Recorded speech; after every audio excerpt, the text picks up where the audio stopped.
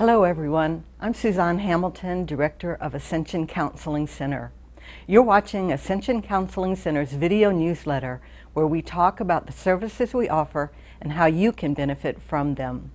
Our goal is to cover topics we hope will give you some helpful tips for healthier and happier living and for better relationships.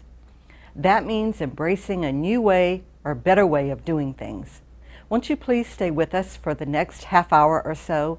Our newsletter begins right after this message. Ascension Parish, a parish steeped in tradition. It's a place where generations of families have continued to enjoy a lifestyle that centers on community living and community celebration. It's a place where we care about each other and we care about ourselves. For more than 50 years, the Ascension Counseling Center has continued the tradition of helping individuals and families change behaviors and change lives. The Ascension Counseling Center. Hello everyone, I'm Lisa Weber Curry, Manager of Clinical Services at Ascension Counseling Center. We're joined now by Louise Harrison, Licensed Professional Counselor. She's also our Substance Abuse Counselor for the adolescents and teens at Ascension Counseling Center. Welcome, Louise. Hello. How are you today? I'm well, and you? We are so excited to have you here today to talk about iRise and what that means for our community and our kids. So let's get started. Tell us about iRise. Well, iRise stands for Creating Responsible, Intelligent, Successful, and Empowered Young People. My mission is to help young people learn how to deal with different social issues. Our clients will receive education and training on how to effectively manage their social skills. I want to focus on building character and effective problem-solving skills. So my goal is for each individual to leave with knowledge, with more knowledge than they had before. Okay. So it's just something I wanted to do with so much going on with kids now, just another outlet for them to get better educated on just how to deal with different things, because so much is going on right now. Yeah, there is a lot. You can't turn on the news or the TV today without something going on. And the more skills our teens and children have to deal with those issues, I think it's a better outcome for society overall. I agree. Okay.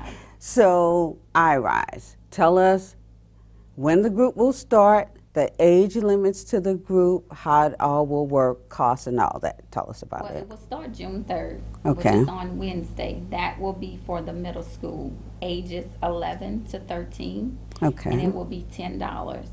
It's open to...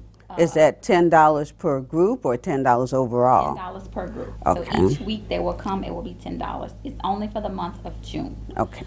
And it will be, for, again, ages 11 to 13. Mm-hmm. So for males and females. Okay. So it's open to both. And we'll come in, hopefully, I want to get a maximum of 10 students. Okay. Minimum of 5, just so that it can be more...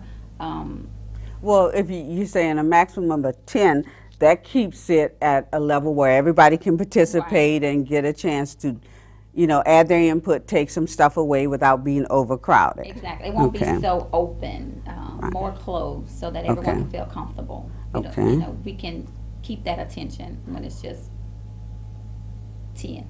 Not okay. too many. Okay. And I mean, and research proves having 10, no more than 10 in a group, really is more therapeutic than adding on more people. Right. So you're looking for the therapeutic effect of your group. Right. So okay, we'll just discuss different topics. So the first week, we'll talk about building self-esteem. Okay. So much now you have young ladies or young men doing different things, trying to fit in with everyone. We want okay, people to be unique in their own way. Okay. So we're going to just do different games, different topics, just different things for them to build their self-esteem. Okay. So when they leave, then they can feel good about themselves, not just trying to please other people, but they're feeling good within themselves. Okay. That will be week 1. Okay. The second week, we're going to deal with bullying and when to report it. You see there's so many videos on social media now with people are recording other people getting yes, bullied.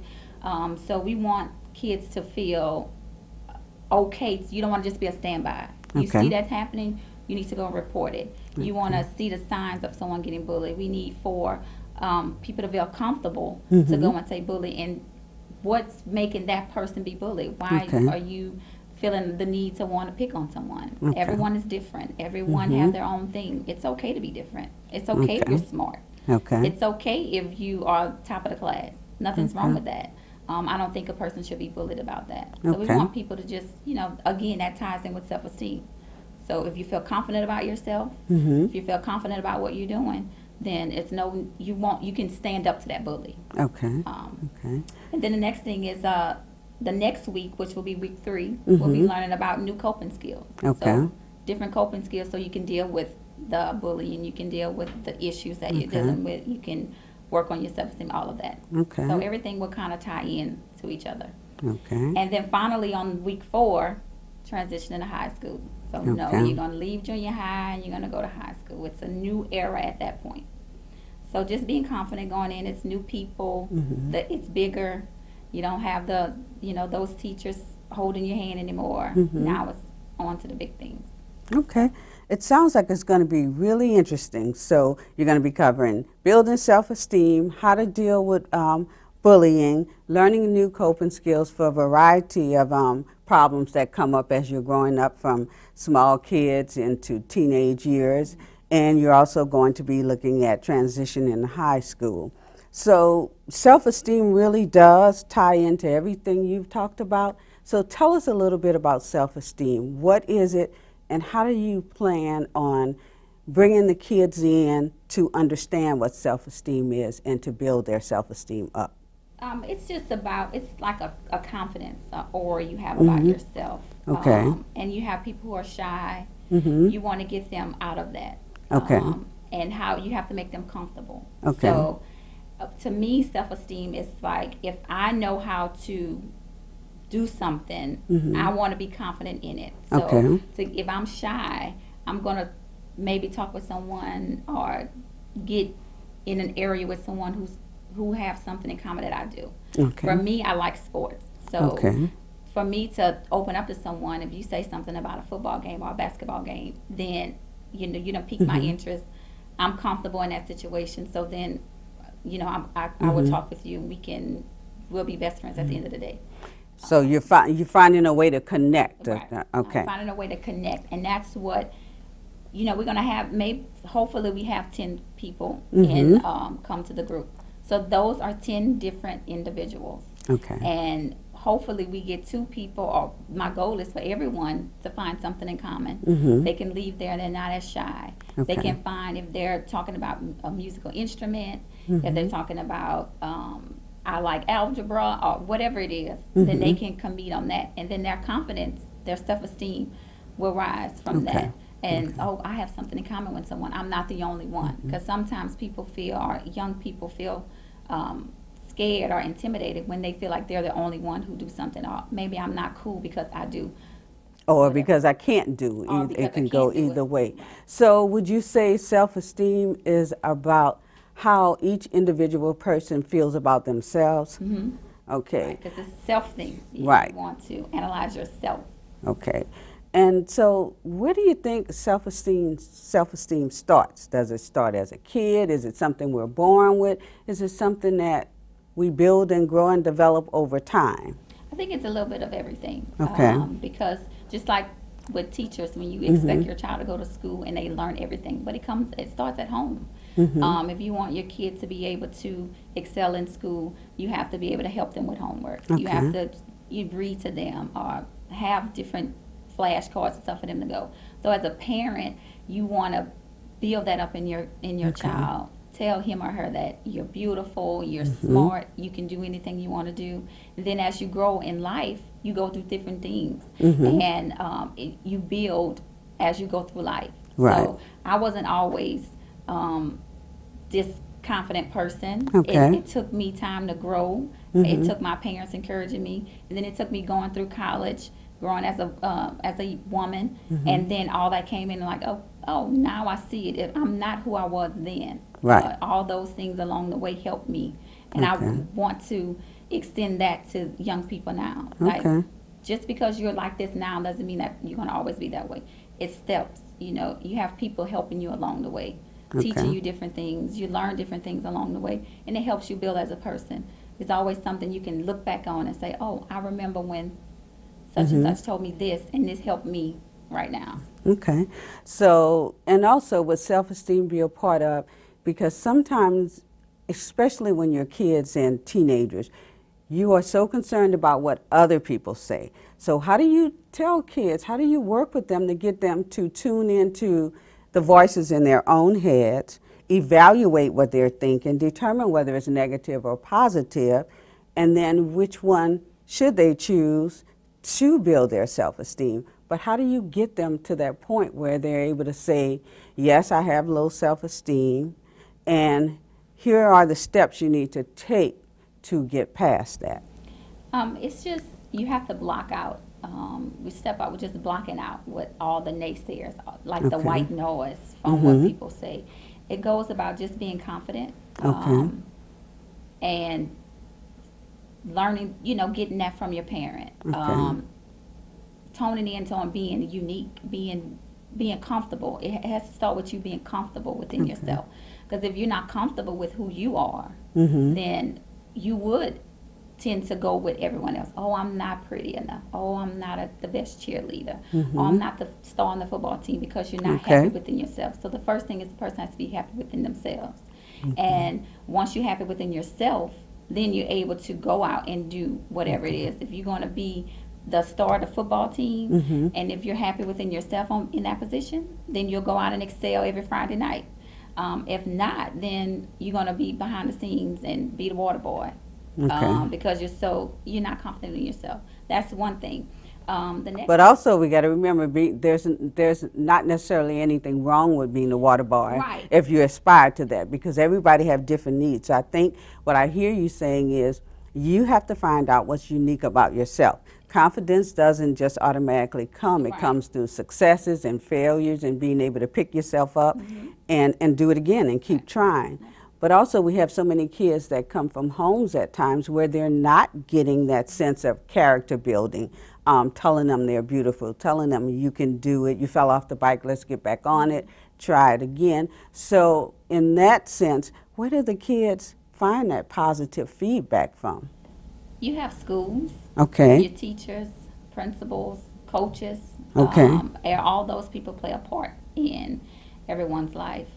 Definitely. So sometimes, at home you don't get it. Sometimes at school, that's where kids get meals and different things. So there are special people, and I think teachers and coaches and principals are all special people to deal with that, because they are the ones who with the kids a lot of the time, and they can see where there's a need.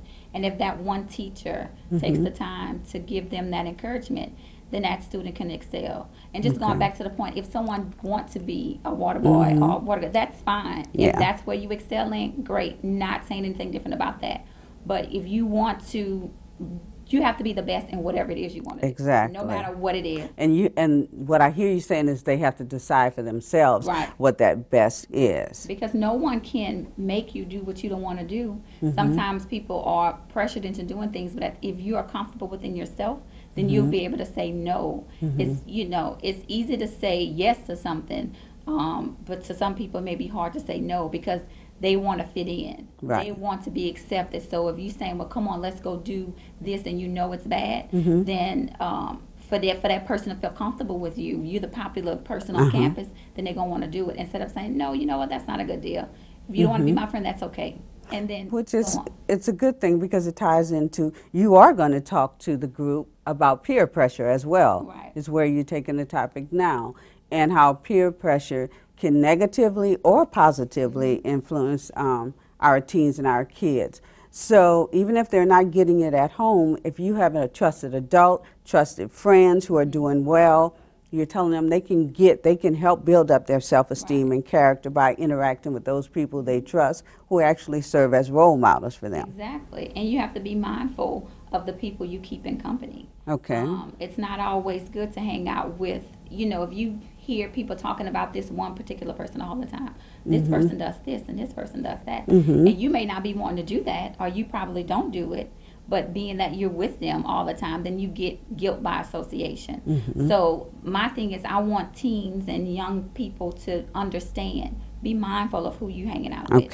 Be mindful of the company you keep. Watch the things that you do, because that's going to build character, and that's what we want to do. You have to your character is built when people are not watching. Let me see what you're doing when no one is around. That's very important. The kind of thing. Because anybody can show up and do what's right when there's an audience. Right. But when there's nobody around, What your do you true do? character shows up. Exactly. Okay. Exactly.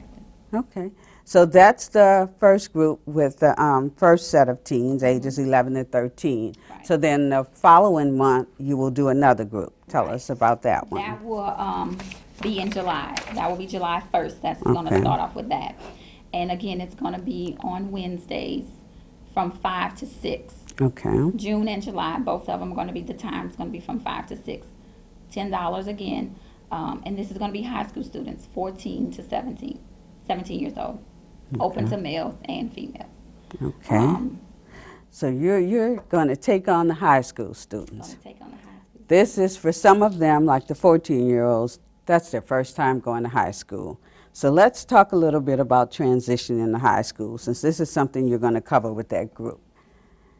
What would you suggest to students transitioning into high school? Right, I know right now they have the freshman academy, or the mentor thing. I think with the freshmen where they will get a mentor. Someone Okay. from an upper level will come. And Like another student who may Right. be a senior or junior. will come and Okay. help them around, show them around. I would encourage that. Okay. You're new to campus. Mhm. It's way bigger than junior high. Okay. So I would suggest them get a mentor. Okay. Go into that to have someone to help them out. Okay. And focus on school your freshman year. It's a lot of things because it's different. You have a lot more classes. Your freshman year counts. People Yes. think, oh, if I mess up my freshman year, I can make up the other years. Well, that carries along with you.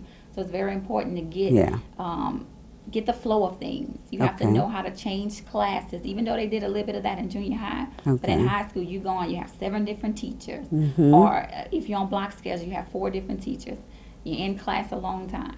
And would you say the expectations of the teachers are greater than it was in middle school or elementary? They're actually expecting you to show up as a young lady or young man prepared for high school. Exactly. They're not looking to baby you anymore, where your mom can, even though your parents want to be involved and stuff, it's more so you have to be responsible. I think that year is teaching you how to become responsible. Okay. A responsible young adult, young man, young woman, young So, lady.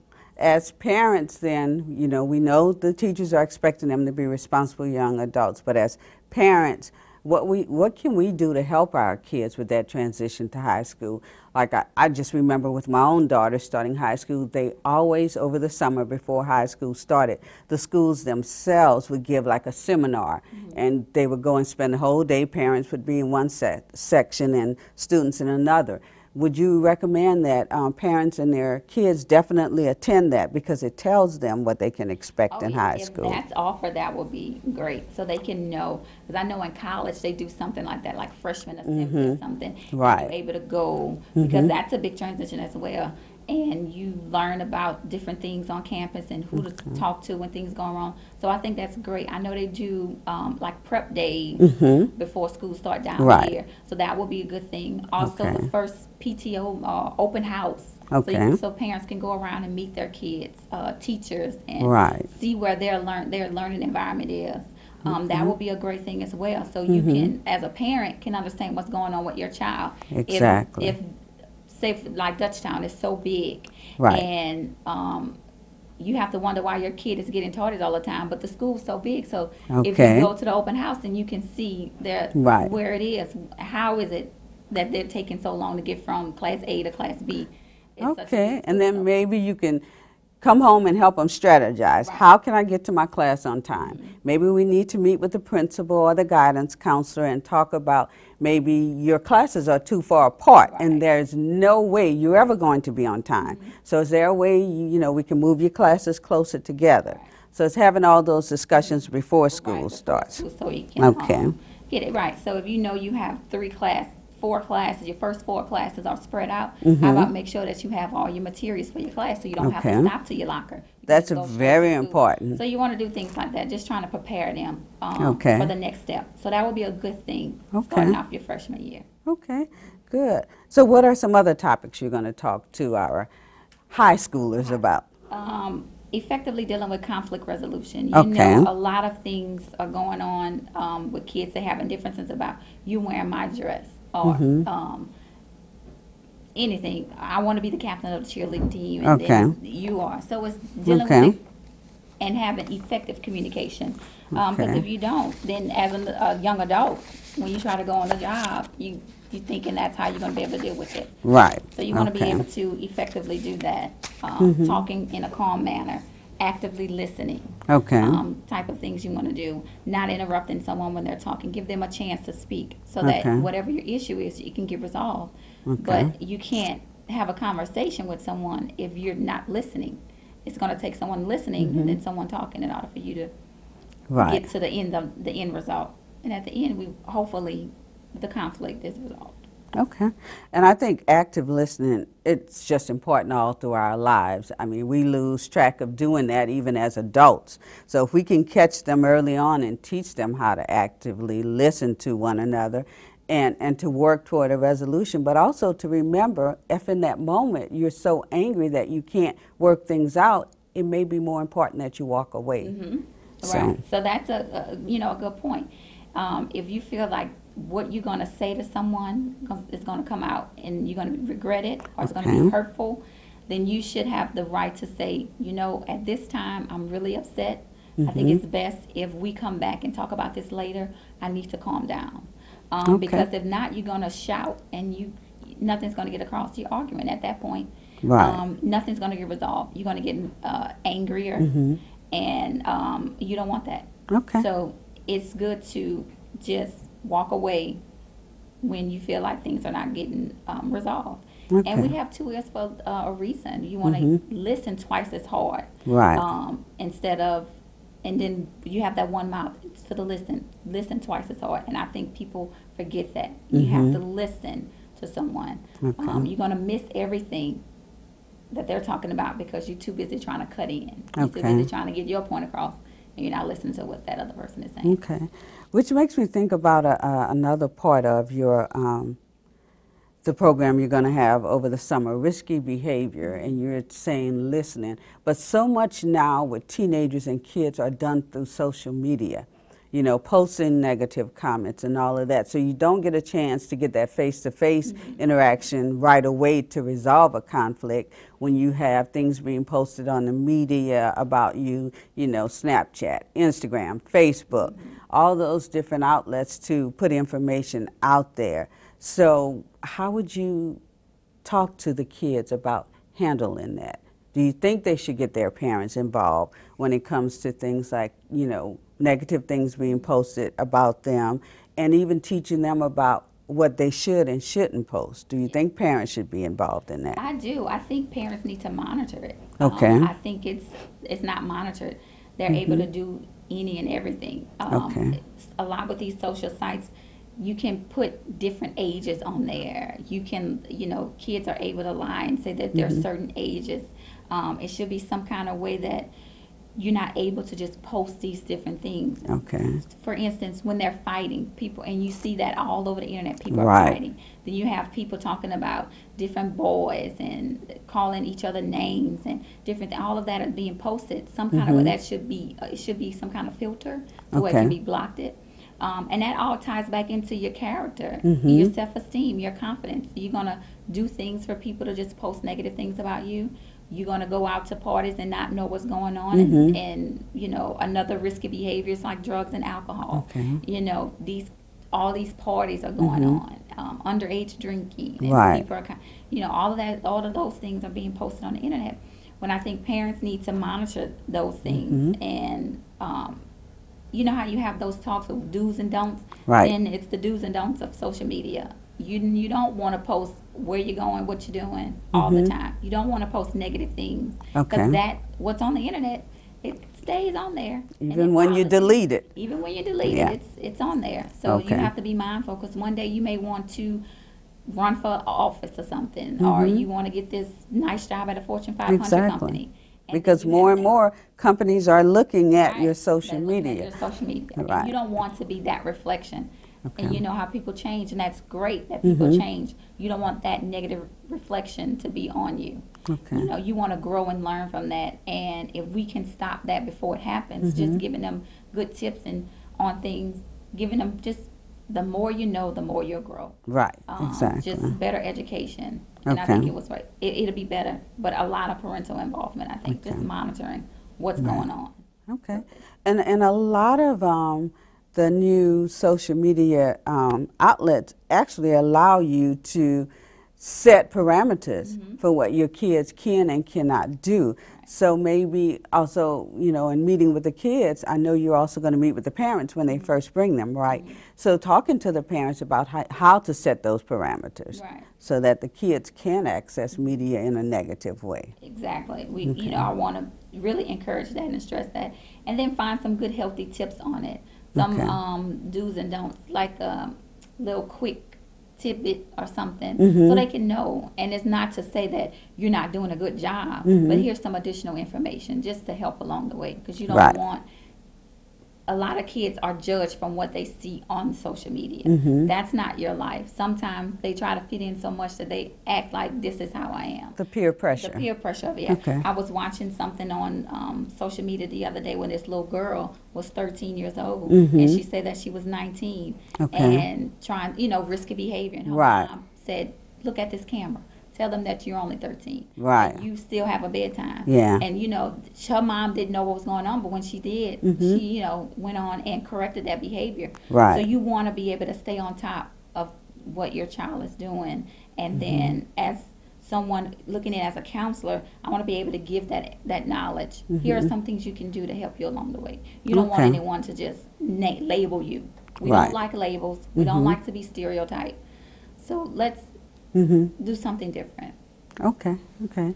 So it's really important for parents not only to talk to them about what can happen with peer pressure, with risky behaviors, but also to set the consequences, it sounds like is what I'm hearing you say.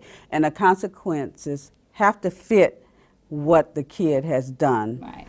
So that's important. So would you say that then before any of this could ever occur, parents should sit and have conversations with their kids, identify possible risky behaviors, and together talk about what those consequences will be. So if it does happen, nobody's surprised. You know that there are consequences for it, and you're going to face it. Like the mother who made the kid go back on social media and correct herself. I also saw a father do that with his 12-year-old daughter on social media. He caught a lot of flack from some people, but I think it's important because we have to protect our children. And, you know, just thinking along peer pressure, kids get caught up in peer pressure, yes, because they want to fit in, but do you think that if they felt like they fit in at home first, they've gotten the love, the guidance, the support, that will reduce the opportunity for them to fall victim or fall prey to peer pressure? I do, because it's like if you that's about your self-worth, how you feel good about yourself. I can't expect you to love me if I don't love myself. And, you know, and you're looking out for attention. You want someone to make you feel comfortable. You want to fit in. So I think a lot of it is just attention seeking because I want to fit in. Let me be your friend. Let me, whatever. And then you see people doing all type of different things because they just want to fit in. But if at home you're included, you are in this loving family, you spend time with your child, then they won't fall victim to that peer pressure. You won't, I don't have to drink this alcohol. I don't have to go and smoke marijuana or smoke cigarettes because that's just not what I want to do. I've been taught to do better. And I've been taught I can have fun being clean and sober. I don't need to be involved in those things. And I think also if they have a good family environment, parents will notice when their kids are changing or being pressured into doing things they shouldn't do. And so it's so important that we establish a good, healthy relationship with our kids so we can be aware when those things pop up. And just just have open communication with your children, because like when you were talking about the consequence, what you do with an 8 and 9-year-old is not the same thing you're going to be able to do with a 15, 16-year-old. That's very important. You're in two different age groups, so yeah, you can take away your video game. You can take away. You can't go outside and play. But when you're 15 and 16, taking away your phone, you know what are you really gaining out of that? saying you can't do this and that, then they're going to rebel. So at that point, you know, you have to come up with different ways of setting up consequences for your child. As they grow, then your consequences has to change as well, and they have to grow with them. So there'll be different things that you're going to have to do. So it's unique to each child, depending on that child's interest. Your consequences for that child has to reflect something that child really enjoys or will really have an impact on changing their negative behavior. Exactly.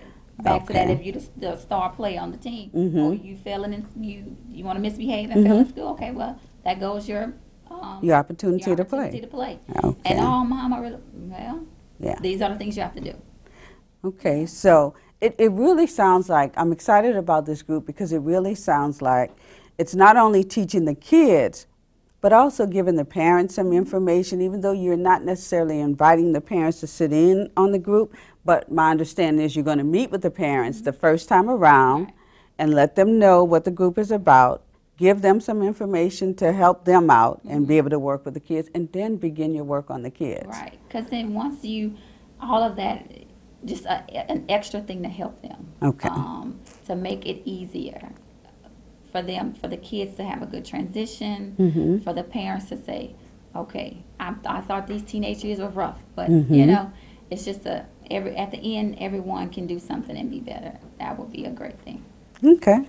So it just really sounds like helping the kids to really know themselves is going to be so important. It sounds like that's really going to be the foundation for iRise Group. You're going to first help them learn who they are, whether they like who they are, getting to the place where they like who they are, and start building that healthy self-esteem, self-confidence, and then they can walk away with skills on how to resolve problems, conflicts, how to deal with peer pressure, how to deal with bullying. Exactly.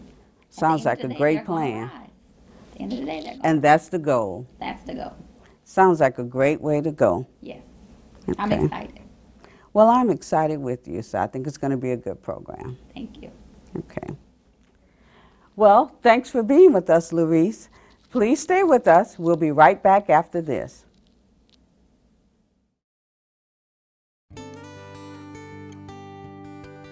We see a lot of children that are actually being raised by their grandparents. There are so many resources that we can help you with to help you figure out what to do with this child, to help this child understand what his goal in life is. Having one little boy come in and hate his life and have a scowl on his face and not want to be there, and then a month or so later befriend him and come in and smile at me and talk to me and give me a hug, which those children don't do that very often. So by having that hug rewards me more than any paycheck that a person could give me. It's more fulfilling than anything else that job could possibly give me, by seeing a patient or a child or an adult's life completely turned around. Hi, my name is Lisa Lopez, and I'm a nurse at the Ascension Counseling Center.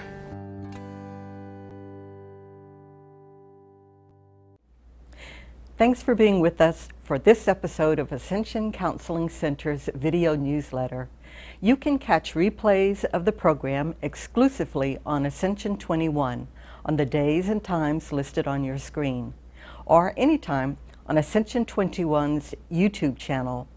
We look forward to many more episodes where we can talk about what's available at Ascension Counseling Center and how our programs can help change lives. Please remember, Ascension Counseling Center is here by way of your support. We're a department of Ascension Parish government, and as such, we're all parish employees. We're funded by a 2 mil property tax millage, which means that $2 from every $1,000 that you pay in taxes goes to support our agency, so that we can provide free and low-cost mental health and substance abuse outpatient services to residents of Ascension. We have 2 locations, one in Gonzales at 1112 Southeast Ascension Complex Boulevard, which is off of Worthy Road across from the courthouse and next to the health unit, and at 419 Memorial Drive in Donaldsonville, next door to Prevost Hospital. You can reach us at either location by calling 225-450-1016. You can also find us on the web at ascensionparish.net/MH and on Facebook at Ascension Counseling Center. Thanks for your support, and until next time, from everyone at Ascension Counseling Center, thank you for watching.